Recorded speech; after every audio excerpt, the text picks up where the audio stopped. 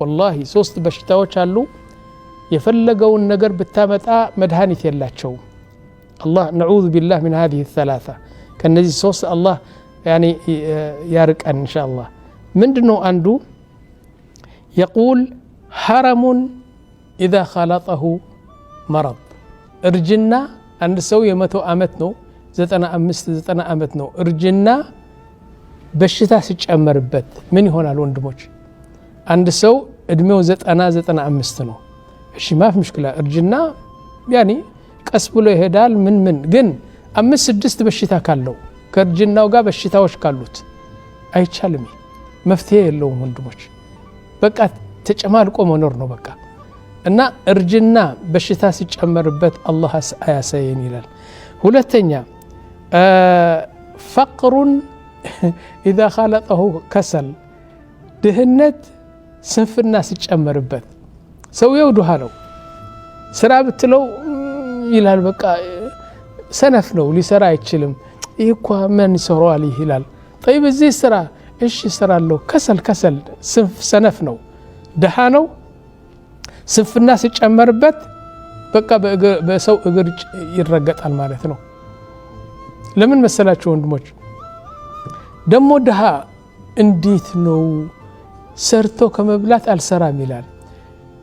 ሶስተኛ حسد خلطه حقد حسدنا لو ሰውየው ግን ምን ተጨመረበት ቂም በቀል ተጨመረበት حسدنا ብቻ ሳይሆን يعني እንትን ቂም ለመውሰድ ይፈልጋል ሁሉ ጊዜ መጥፎ በሐሰደው ሰው መጥፎ ለማድረግ ይፈልጋል ሁሉ ጊዜ ይፈልጋል እንደዚህ حسدናና ቂም በቀል ሁለቱም ሲጨመር ደግሞ በጣም ጉድ ነው ይላል ስለዚህ እውነቴ ነው ሐሰድ ትልቅ በሽታ ነው والله ሶስት በሽታዎች አሉ የፈለገውን ነገር ብታመጣ መድኃኒት የላቸው الله نعوذ بالله من هذه الثلاثه ከነዚህ ሶስት الله يعني ያርቀን ان شاء الله ምንድነው አንዱ يقول هرم اذا خلطه مرض እርጅና አንድ ሰው የ100 አመት ነው 95 አመት ነው እርጅና በሽታ ሲጨመርበት ምን ይሆናል ወንድሞች አንድ ሰው እድሜው 95 ነው እሺ ማፍ مشكلة እርጅና ያኒ ቀስ ብሎ ይሄዳል ምን ግን 5-6 በሽታ ካለው ከእርጅናው ጋር በሽታዎች ካሉት አይቻልም መፍትሄ የለውም ወንድሞች በቃ ተጨማልቆ መኖር ነው በቃ እና እርጅና በሽታ ሲጨመርበት አላህ አያሳየን ይላል ሁለተኛ فقر اذا خلطه كسل ድህነት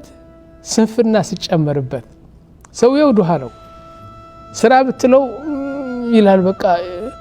ሰነፍ ነው ሊሰራ አይችልም ይሄኮ ማን ይሰራዋል ይላል طيب እዚህ ስራ እሺ ስራለው ከሰል ሰነፍ ነው ድሃ ነው ስንፍና ሲጨመርበት በቃ በሰው እግር ይረገጣል ማለት ነው ለምን መሰላችሁ ወንድሞች ደሞ ድሃ እንዴት ነው ሰርቶ ከመብላት አልሰራም ይላል ሶስተኛ حسد خلطه حقد حسدنا لو ሰውየው ግን ምን ተጨመረበት ቂም በቀል ተጨመረበት حسدنا ብቻ ሳይሆን يعني እንትን ቂም ለመውሰድ ይፈልጋል ሁሉ ጊዜ መጥፎ በሐሰደው ሰው መጥፎ ለማድረግ ይፈልጋል ሁሉ ጊዜ ይፈልጋል እንደዚህ حسدናና ቂም በቀል ሁለቱም ሲጨመር ደግሞ በጣም ጉድ ነው ይላል ስለዚህ እውነቴ ነው ሐሰድ ትልቅ በሽታ ነው